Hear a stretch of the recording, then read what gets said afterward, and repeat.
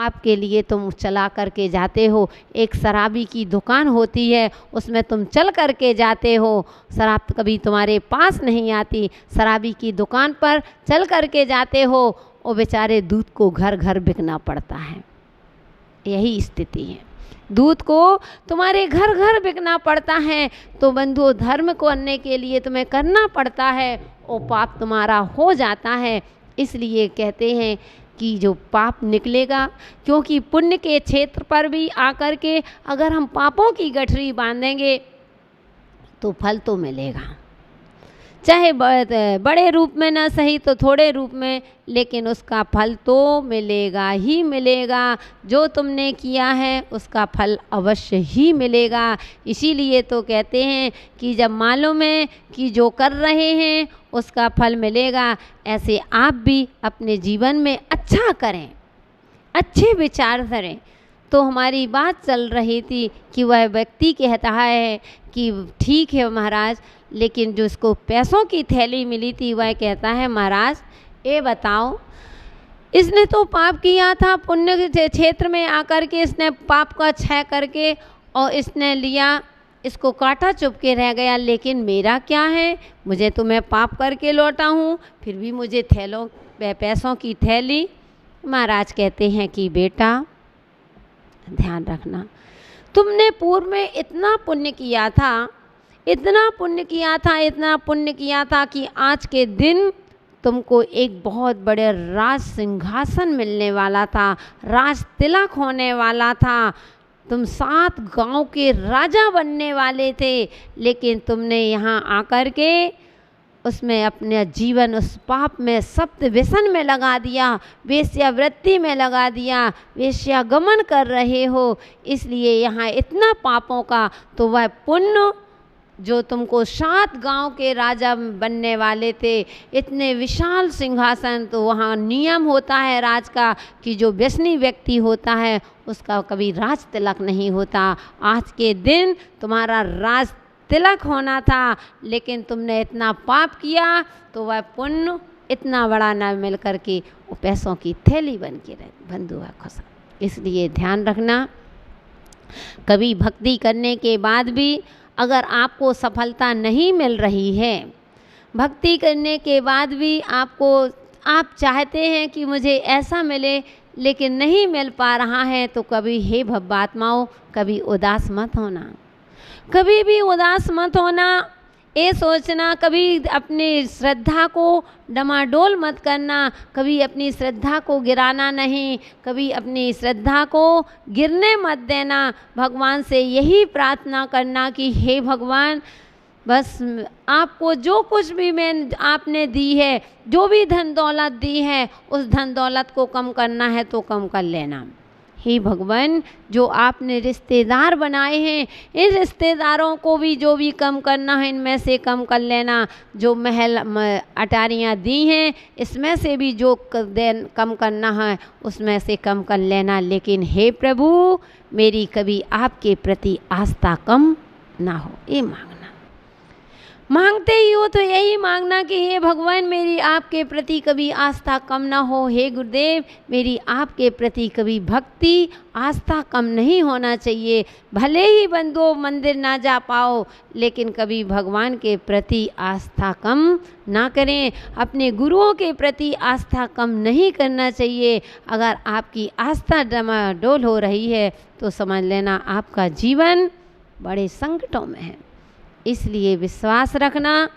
तो वह व्यक्ति अपने जीवन में भगवान से प्रार्थना करना कि हे भगवान, मेरे जीवन में सब कुछ हो, कमी जो भी कमी हो जाए, लेकिन मुझे कभी मेरी आस्था कम ना करना। हे भगवान, कहते हैं कि धन संपत्ति के साथ मुझे स्वर्गों की दौलत अच्छी नहीं, लेकिन कहते हैं सम्यक दर्शन के साथ मुझे नरकों में रहना मंजूर है, लेकिन मुझे सम्यक दर्शन के अभाव में मुझे स्वर्ग की संपदा अच्छी नहीं है, मुझे ऐसा नहीं चाहिए।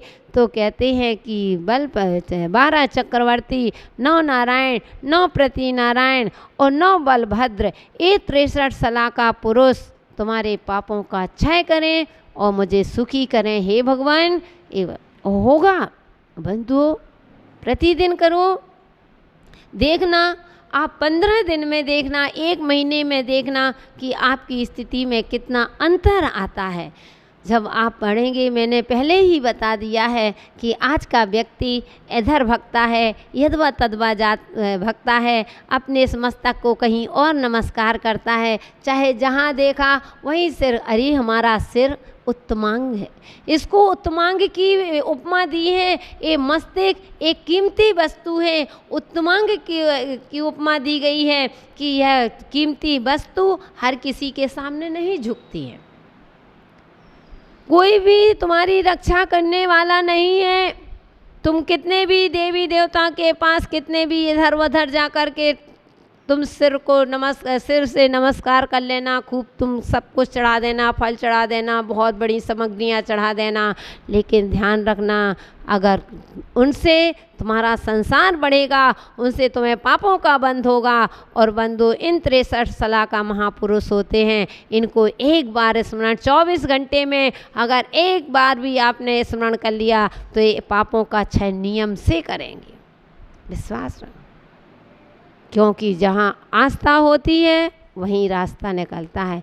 विश्वास के साथ हम करेंगे तो हमें वह विश्वास, क्योंकि आज की दुनिया विश्वास पर ही टिकी है, लेकिन विश्वास और आस्था, श्रद्धा में बहुत अंतर होता है। ध्यान रखना, विश्वास और आस्था में बहुत बड़ा अंतर होता है। विश्वास होता है वह तात्कालीन होता है, और श्रद्धा होती है वह दीर्घकालीन होती है।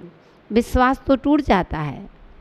आप जैसे रास्ते पर जा रहे हैं, आप ट्रेन में सफ़र कर रहे थे, सामने वाला भी ट्रेन में सफ़र कर रहा है, आप एक सी सीट में बैठे हुए हैं, आपको पता चल गया, बैठे हैं, बातचीत हो रही है, और जैसे ही कोई स्टेशन, अगला स्टेशन आता है, आपको फ्रेश होने जाना है अथवा पानी आदि पीने जाना है, भोजन आदि करना है, तो देखो मैं विश्वास बता रही हूँ कि विश्वास और श्रद्धा में क्या अंतर होता है।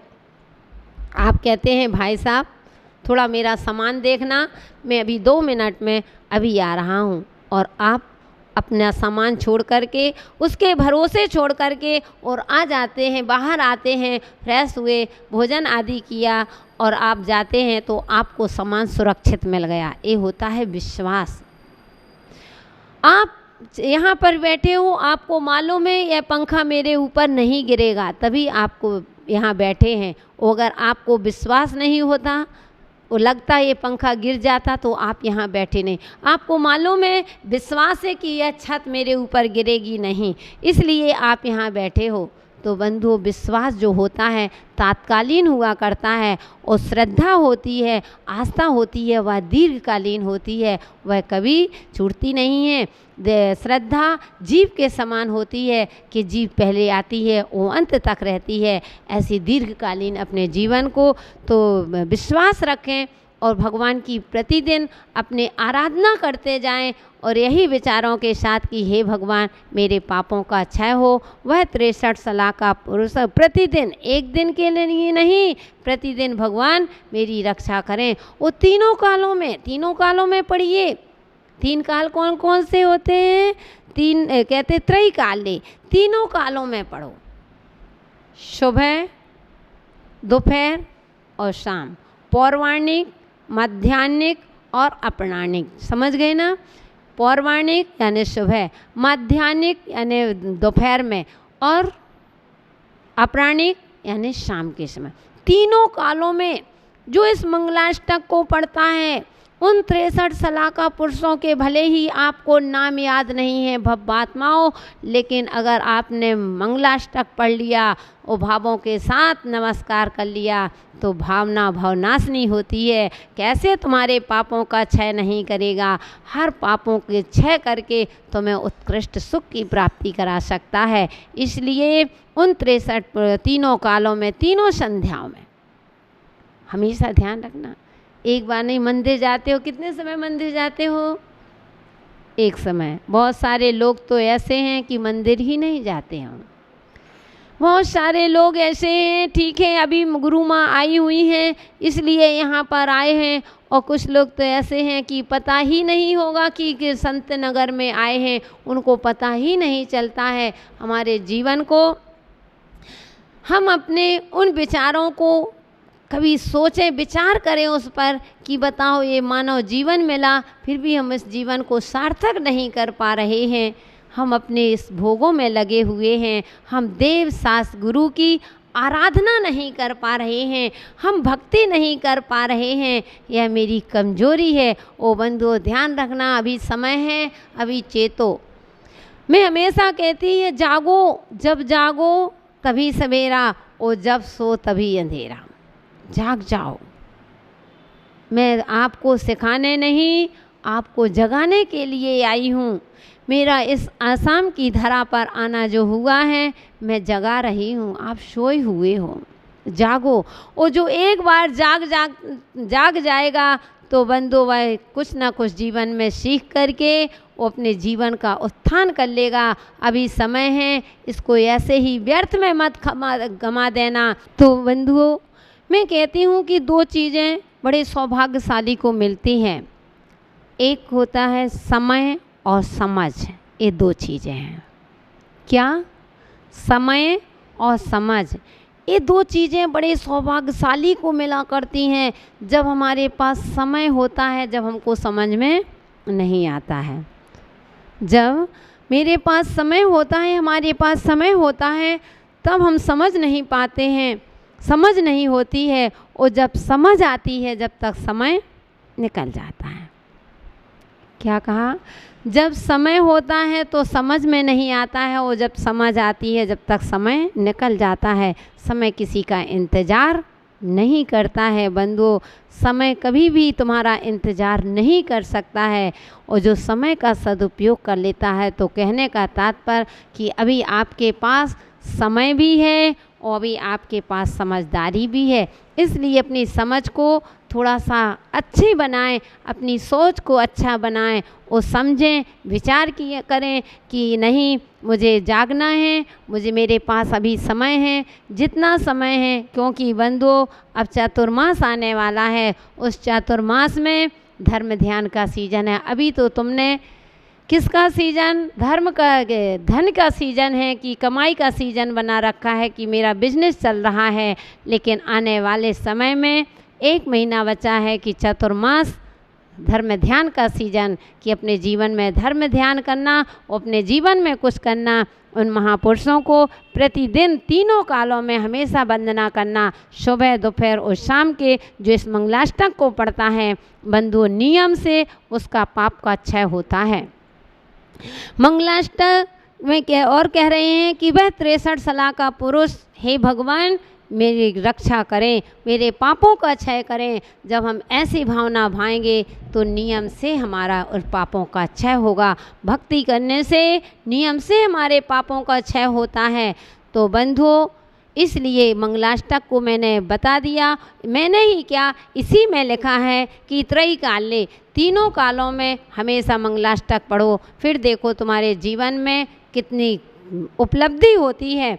और दूसरी बात, और एक बात ध्यान रखना कि आप कहीं बाहर जाते हो, कोई भी शुभ कार्य के लिए आप बाहर निकलते हो ना, कहीं भी आपको जाना होता है, कहीं आप तीर्थ यात्रा के लिए निकलते हैं, कहीं आप बिजनेस के लिए निकलते हैं, अथवा आप सर्विस करने के लिए जा रहे हैं, अगर आपको नौकरी ज्वाइन करने के लिए जा रहे हो, किसी भी कोई भी लेन देन करने के पैसे के लिए घर से निकलते हो, तो एक बार मंगलाष्टक पढ़ के निकलो।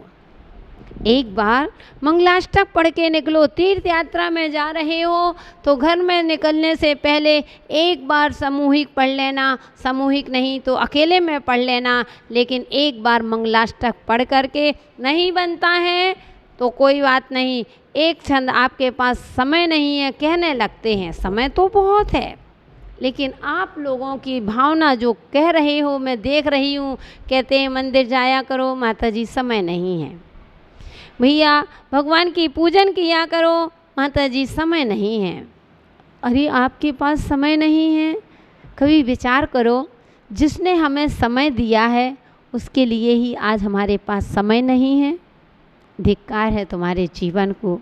बंधु, जिसने तुमको बनाया उसके लिए आज हमारे पास समय नहीं। तो बंधु, अगर फिर भी आप लोगों के अनुसार अगर समय नहीं है तो मात्र क्या करना है, पहला काव्य और लास्ट का काव्य पढ़ करके वह छंद पढ़ करके एक निकल जाना घर से। देखो आप कभी भी अब आपका कोई अमंगल करने वाला नहीं है।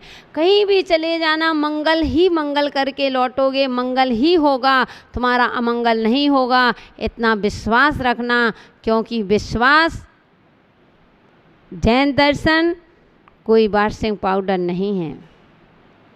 जैन दर्शन कोई वार्षिक पाउडर नहीं है कि पहले इस्तेमाल करो फिर विश्वास करो। बंधुओं ध्यान रखना, जैन दर्शन और वह जीवन कंपनी बीमा है जो जीवन के साथ भी है और जीवन के बाद भी है। तुम्हें आज भी तुम्हारा मंगल होगा और अपने सीजन करके यह कमाई अपने जोड़ करके रखते जा रहे हैं तो हमें अगले भाव में भी यह कमाई मिलेगी। इतना समझ में आया ना? इसलिए हमेशा 63 सलाहकार पुरुषों को हम नमस्कार कर लेते हैं कि भगवान आप मेरी रक्षा करें, मेरे पापों का क्षय करें और मुझे सुखी करें। ऐसी भावना के साथ हमने किया था। अब देखते हैं, ये सर्वोषधि रिद्धया असुतपसो वृद्धिं गता पंचये ये चाष्टांगी महानिमित्ति कुशला यष्टव्यचारिणः पंचज्ञानधरास्त्रियोऽपि बलिनो ये बुद्धिरिद्धिसुरा सप्तैते सकलार्चिता गणभृताः कुर्वन्तु ते मङ्गलं कुर्वन्तु मे मङ्गलं कुर्वन्तु नो मङ्गलम्। यहाँ कह रहे हैं, या सुतपसाः, जो अच्छे तप से, कुतप से नहीं, सुतप से। कौन से तप से? सुतप से, सु शब्द लगा हुआ, सुप्रत्यय लगा हुआ। सुतपसा, जो अच्छे तप से वृद्धिम गता, वृद्धि को प्राप्त, पंच, ये 5 सर्वौषधि रिद्धिया, सर्वौषधि रिद्धियों के स्वामी हैं। जो अच्छे तप से, सुतपों से कहते हैं, अच्छे तप से सुतप करके अपने जीवन को तपाया है। बंधु, तप करना तो सम्यक तप करना, मिथ्या तप मत करना, कुतप मत करना।